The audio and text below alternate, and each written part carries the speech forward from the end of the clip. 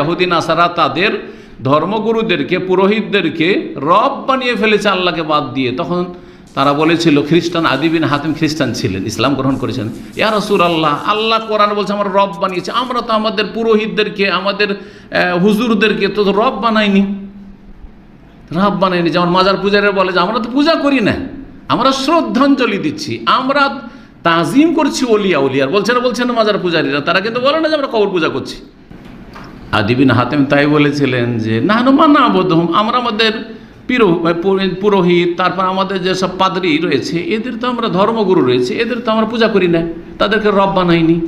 তখন নবী বললেন, আচ্ছা তোমাদের ধর্মগুরুরা কোনো কিছুকে যদি হালাল বলে ঘোষণা করে, আজকে কালকে হারাম ছিল আজকে হালাল বলে, হালাল মনে করো না? বলছে হ্যাঁ ওইটা করি। এর বিপরীতটা বলছে হ্যাঁ ওইটা করি। তো বলছে এইটাই তো ফাতিলকা ইবাদাতুহুম ইয়াহুম, এটি তো তাদের পূজা করা, এটি তো ইবাদত করা।